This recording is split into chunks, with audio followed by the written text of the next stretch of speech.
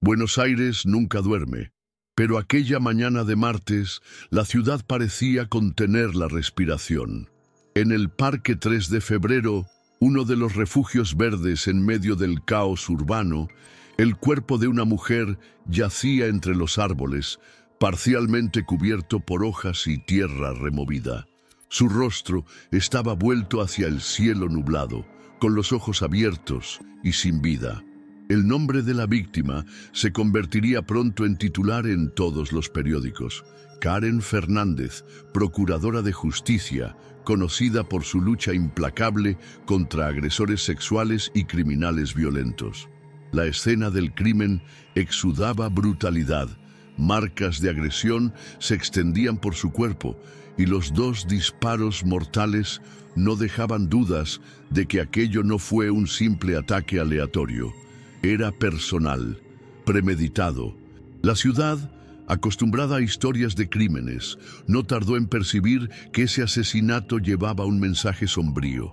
La investigación comenzó de inmediato, liderada por el inspector Alejandro Rivas, un hombre de rasgos marcados por el tiempo y ojos que ya habían visto demasiadas atrocidades. Él conocía a Karen. Todos en el ámbito jurídico la conocían. Su compromiso con la justicia la hacía una referencia, pero también enemiga de muchos. Su historial incluía condenas severas contra criminales sexuales y agresores de mujeres, algo que no pasaba desapercibido entre aquellos que veían la ley como un obstáculo. Al analizar el lugar, el equipo encontró rastros de lucha, ramas rotas, marcas de arañazos en la tierra, un rastro de sangre que sugería que Karen había intentado escapar antes de ser abatida. Pero lo que más llamó la atención fue un pequeño pedazo de papel arrugado, empapado de rocío y sangre seca. En letras torcidas e irregulares, una frase corta: ¿pensaste que estabas segura?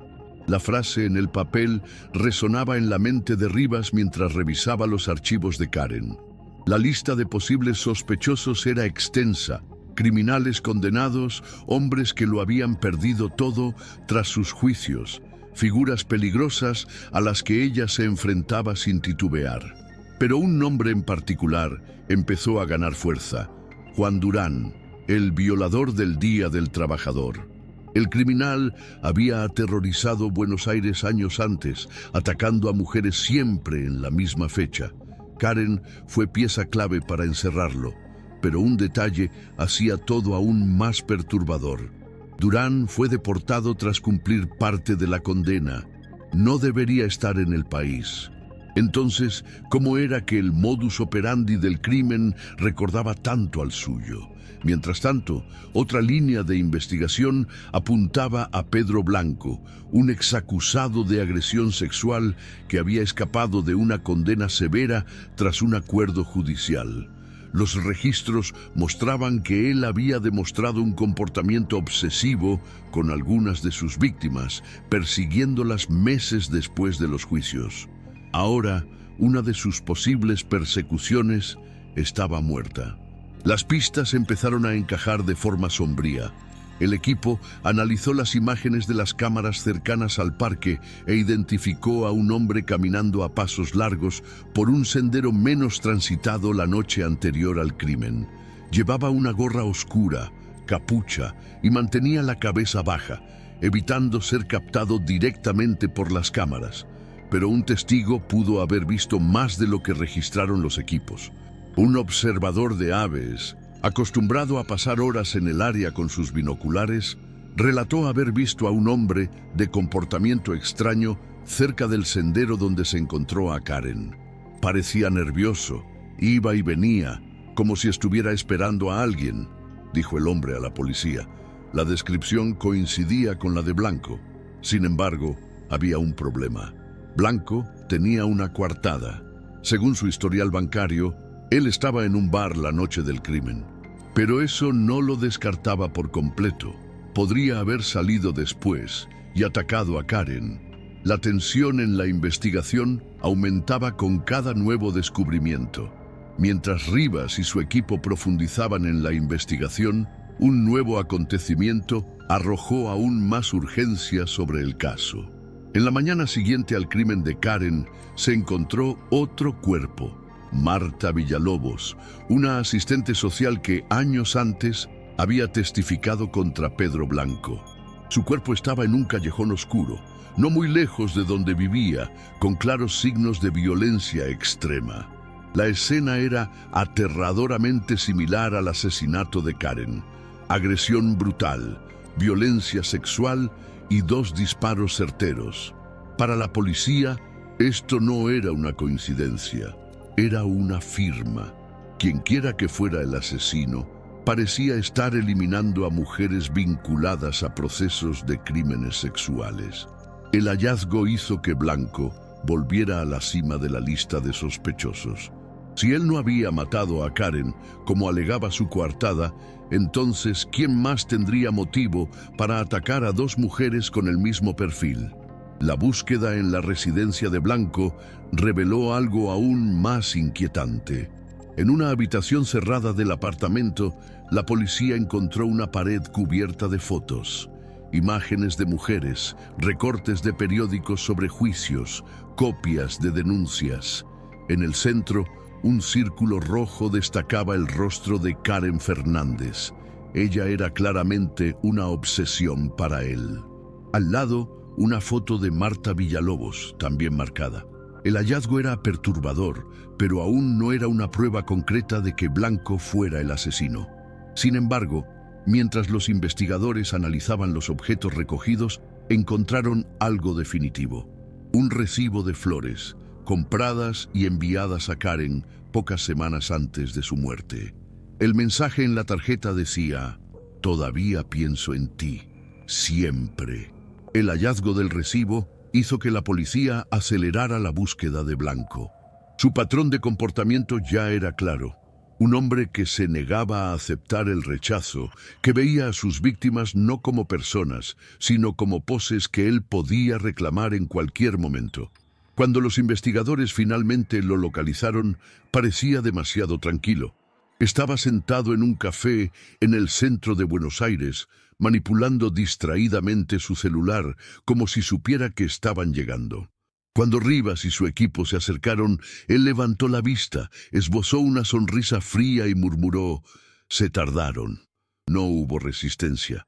Blanco fue llevado bajo custodia sin siquiera intentar huir, pero su mirada, fija y desafiante, dejaba claro que aún creía estar en control. En la comisaría, durante el interrogatorio, Blanco inicialmente negó todo. Dijo que las fotos eran solo un pasatiempo, una forma de seguir los casos en los que había estado involucrado. Las flores, solo un gesto simbólico. Pero conforme se iban presentando las pruebas, el billete encontrado en la escena del crimen, los registros de sus movimientos en los días anteriores, los relatos de las víctimas que él había perseguido en el pasado, su máscara comenzó a quebrarse. Finalmente, en un momento de silencio, inclinó la cabeza hacia un lado y susurró: «Ella pensó que podía borrarme de la historia, pero yo no soy alguien que se olvida fácilmente». Fue suficiente. La confesión vino de forma indirecta pero clara. No estaba arrepentido. Para Blanco, aquello nunca fue cuestión de justicia o venganza, fue cuestión de control. Con la confesión velada de Blanco y las pruebas acumuladas, los fiscales tenían lo suficiente para acusarlo formalmente de homicidio calificado y violencia sexual. Pero Rivas sentía que aún había algo mal. La forma en que Blanco hablaba, su postura confiada, todo indicaba que creía estar un paso adelante. Y entonces llegó la pieza final del rompecabezas. La pericia reveló que los disparos que mataron a Karen y Marta provinieron de la misma arma. Un arma que no fue encontrada en la casa de Blanco. Eso significaba que él podría no haber actuado solo. La teoría de que había otro cómplice, tal vez incluso alguien que estaba ayudando a Blanco a mantenerse intocable durante tanto tiempo, ganó fuerza. El equipo volvió a las grabaciones de seguridad, analizando minuciosamente cada detalle de los días previos a los crímenes. Y fue entonces cuando una imagen llamó la atención.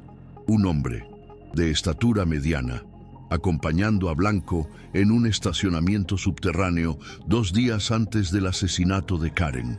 La policía corrió a identificar al hombre cruzando registros de conocidos de Blanco.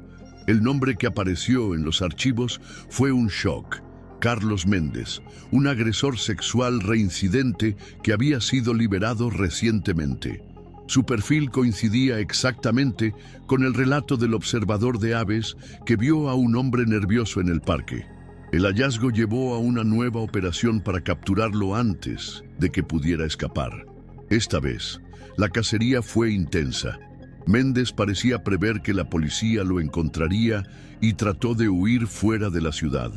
Cuando los agentes finalmente lo rodearon en una carretera desierta, salió del coche con las manos en alto, pero con una sonrisa desafiante. «No pueden probar nada», dijo, aún sabiendo que su imagen estaba en las grabaciones, que su ADN estaba en la escena del crimen. Blanco pudo haber sido la mente detrás de los ataques, pero Méndez fue la mano que ejecutó. Juntos formaban un dúo de depredadores, cada uno con su propio deseo enfermizo de venganza y poder. Con Blanco y Méndez bajo custodia, la policía tenía el desenlace que necesitaba, pero no sin un último obstáculo.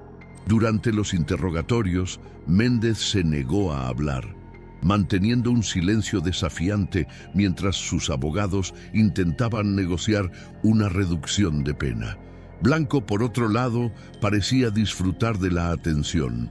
Describió su obsesión por Karen en detalles perturbadores, como si cada persecución, cada mirada furtiva y cada amenaza velada formaran parte de un juego que solo él comprendía.